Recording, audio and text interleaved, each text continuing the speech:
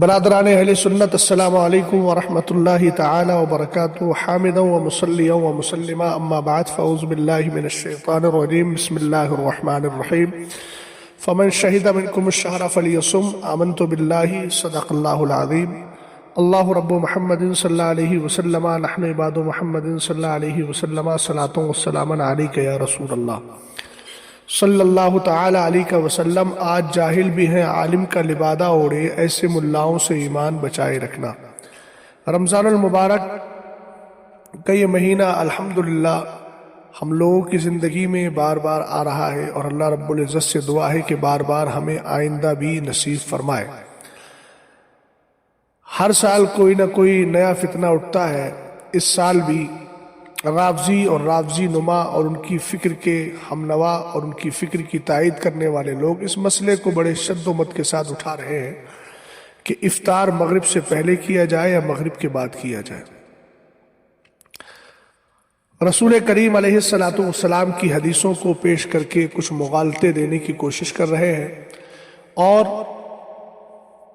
اس میدان کے اندر diploma holder قاری احمد حسن، جس کو شرم سے پانی پانی ہو کر رافضیت سے توبہ کر لینا چاہیے تھی، مگر بے حیائی کی انتہا کو پہنچنے کے بعد وہ شخص آج بھی ویڈیوز بنا کر ایسے سلگتے مسائل پر گفتگو کرنے کی کوشش کر رہا ہے، جبکہ وہ علی کے زیر زبر کی طرح اب بھی حدیث پڑھنے میں ٹھوکرے کھا رہا ہے، اور کہتا رہے گا جب تک کہ علم سے کورا ہے۔ ایک کلپ جو اس شخص نے ایک دن پہلے ڈالی ہے، جس میں سرور کائنات صلی اللہ علیہ وسلم کی حدیث بخاری اور مسلم کے حوالے سے پیش کر رہا ہے اور غلط نتیجہ نکال رہا ہے، اور قرآن پاک کی آیت کریمہ اتم الصیام الی اللیل اس کی غلط تشریح بھی کر رہا ہے۔ اور یہ ایک نہیں، بہت سارے رافضی نما افراد جن کی کلپیں سننے کا مجھے اتفاق ہوا۔ میں چونکہ حرم شریف میں موجود ہوں، حرم مدینہ میں الحمدللہ، اور یہاں کی بہاروں میں آنے کے بعد انسان چاروں طرف کے حالات سے پوری طریقے سے ماورا اور بے خبر ہو جاتا ہے، اور ہونا بھی چاہیے، مگر ضرورت کے تحت اسی بارگاہ کی خدمت جو میرے ذمے ہے اور علماء کے ذمے ہے، اس کی ادائیگی کے لیے میں یہ کلپ ریکارڈ کروا رہا ہوں۔ پہلے میں اس کی پیش کردہ حدیثوں اور آیت کریمہ کا جواب دے دوں۔ قرآن میں جو اللہ رب العزت نے ارشاد فرمایا اتم الصیام الی اللیل، روزے رات تک پورے کرو،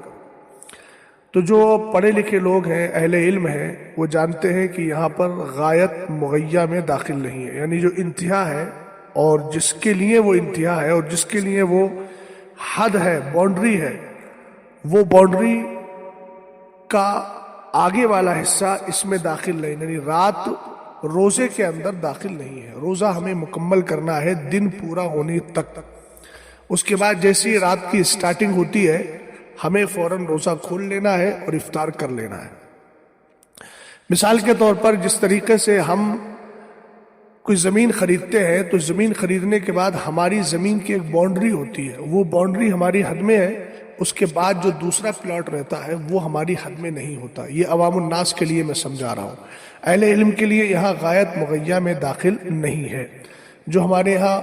شرع وقایع وغیرہ یا جو اصول فقہ کی کتابیں ان میں پڑھایا جاتا ہے۔ تو پہلی بات تو وہ شخص چونکہ علم سے کورا ہے، وہ اس باریکی کو سمجھ نہیں سکتا، اور اس کا یہ زور تھا کہ ہم رات ہونے کے بعد افطار کریں۔ وہ پہلی چیز میں آپ سے یہ بھی عرض کر دیتا ہوں الزاماً کہ رات جو لیل کا کلمہ ہے قرآن پاک میں، عربی کے اندر جو لیل بولا جاتا ہے، تو رات اصل میں پورے حصے کو بولا جاتا ہے، یعنی مغرب کا وقت شروع ہونے سے لے کر فجر کا وقت ہونے تک جو صبح صادق ہے، صبح صادق سے پہلے پہلے کا حصہ یہ لیل میں شمار ہوتا ہے، یہ لیل میں رات میں شمار ہوتا ہے۔ تو اگر یہ رافضی اس بات پر زور دے رہے ہیں کہ ہمیں رات ہونے کے بعد افطار کرنا چاہیے، تو میں یہ کہتا ہوں کہ رات جو ہے اس کا صرف ایک حصہ، دو حصہ، تین حصہ، اس کا تعین کیوں کر رہے ہو آپ؟ رات تو رات ہے، لہٰذا ان کو چاہیے کہ وہ پوری رات گزرنے کے بعد صبح صادق کے وقت افطار کریں، اگر وہ غائط مغیّا اور وہی جو میں نے مثال دی باؤنڈری میں داخل ہونے نہ ہونے کا مفہوم نہیں سمجھتے ہیں تو۔ دوسری بات، اس شخص نے جو حدیث پاک پیش کی تھی اور اس کو اپنا مستدل بنایا تھا کہ سرور کائنات صلی اللہ تعالی علیہ وسلم کی بارگاہ میں ایک صحابی رسول ہے جن کا نام ہے حضرت ابن ابی اوفا، وہ فرماتے ہیں کننا مع رسول اللہ صلی اللہ تعالی علیہ وسلم فی سفر فقال لرجل انزل فاجدح لی، کہ ایک سفر میں ہم آقا کریم علیہ السلام کے ساتھ تھے، حضور علیہ السلام نے ایک شخص سے کہا گھوڑے سے اترو یا سواری سے اترو، اونٹ یا گھوڑا جو بھی اس میں رہا ہو، کہا سواری سے اترو فاجدح لی، اور میرے لیے ستو تلاش کرو، ستو تیار کرو۔ جدہا یجدہو کا السویق کے ساتھ معنی ہوتا ہے ستو کو پانی میں ملانا۔ صحابی رسول کہتے ہیں کہ میں نے عرض کیا یا رسول اللہ الشمس، حضور ابھی تو سورج نظر آ رہا ہے، یعنی ابھی دن ہے۔ آقا کریم علیہ السلام نے پھر فرمایا انزل فاجدح لی، اترو اور میرے لیے ستو تلاش کرو۔ پھر انہوں نے عرض کیا یا رسول اللہ الشمس، حضور ابھی تو سورج نظر آ رہا ہے۔ پھر انہوں نے عرض کیا، سرکار علیہ السلام نے فرمایا انزل فاجدح لی،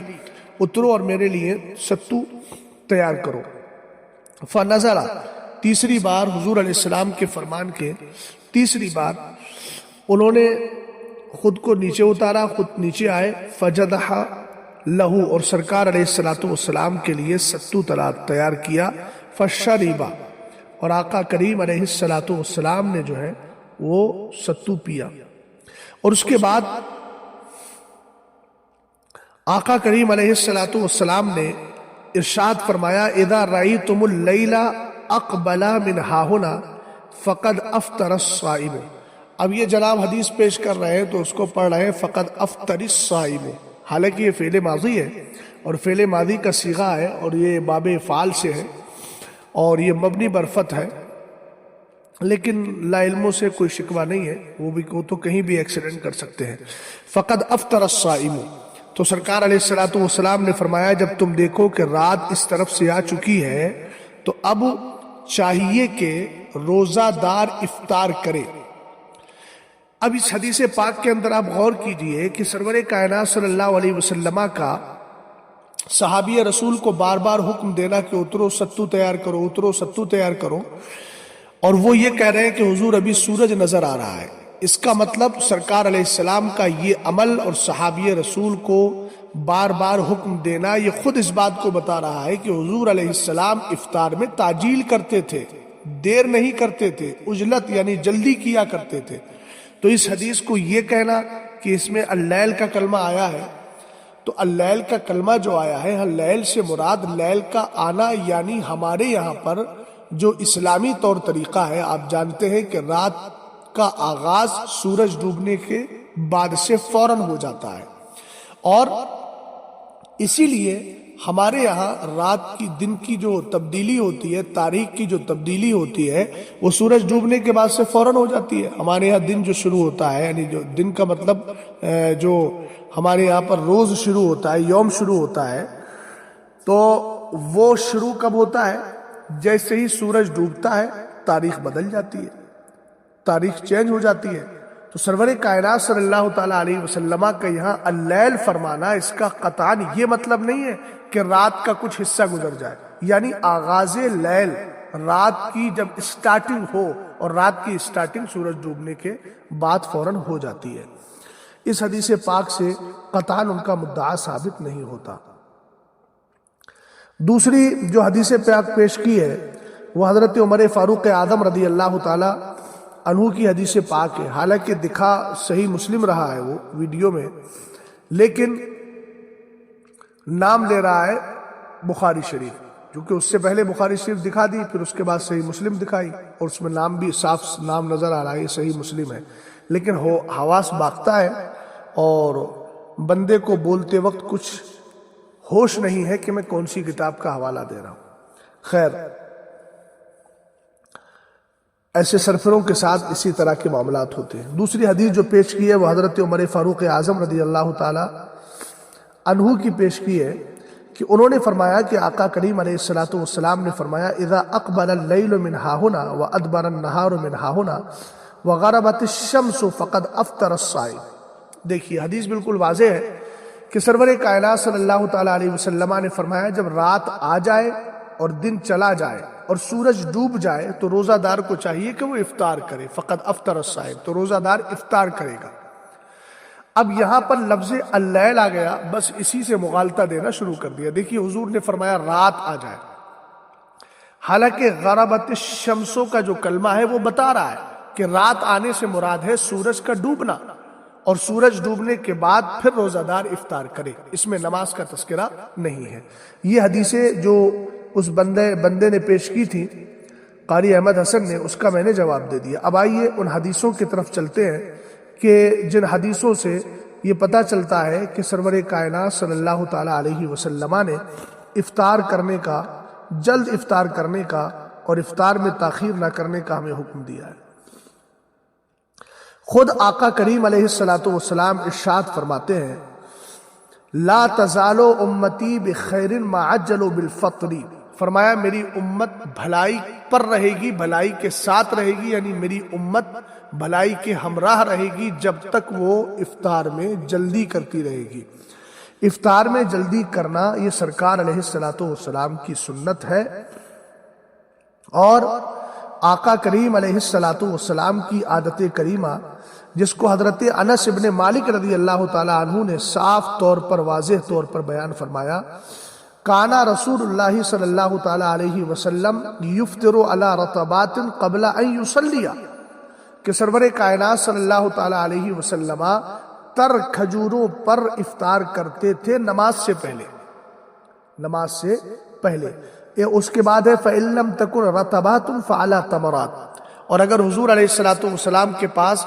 تر کھجوریں نہیں ہوتی تھی تو چھوارا یعنی خشک کھجوروں پر ہی افطار کر لیا کرتے تھے۔ یہ آقا کریم علیہ الصلوۃ والسلام کا فعل تھا،